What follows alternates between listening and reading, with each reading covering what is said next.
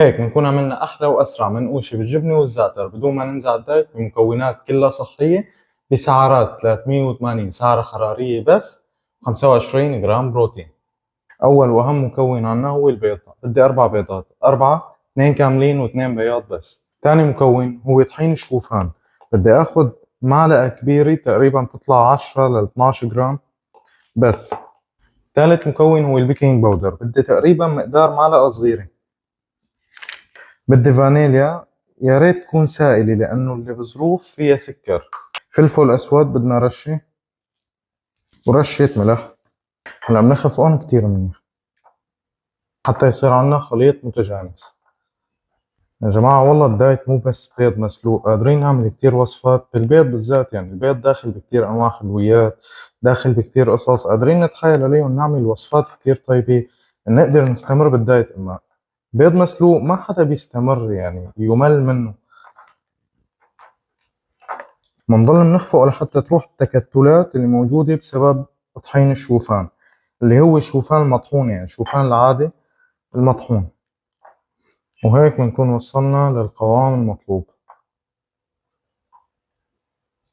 هلا بدنا صينية وورقة زبدة. ندهن ورقة الزبدة بأي نوع زيت عنا.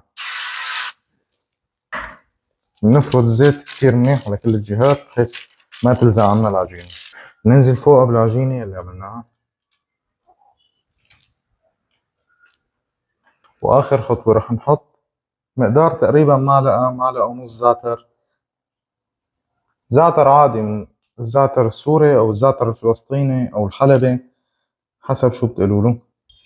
اي ونسيت شغلة، عندي هون تقريبا يعني 10 12 جرام من الجبنة الموزاريلا اللايت. تمام، بنحطها هيك بتخلي العجينة تمسك ببعضها وتعطيها طعمة طيبة. هلا يا جماعة أنا عندي الفرن مشغله على حرارة 200 إلي 5 دقايق. تمام، رح أحط الصينية على أول رف من تحت. تمام، بعد ما تستوي بعد 10 دقايق ربع ساعة، يعني أنتوا حسب الكمية تبعتكم، يعني بدها بين 10 دقايق وربع ساعة. تمام، بنحطها بالرف يلي فوق، بنخليها تاخد وش من فوق. وهذا الشكل النهائي بعد ما طلعناها من الفرن. نجيب زيت زيتون، بنبخ بختين.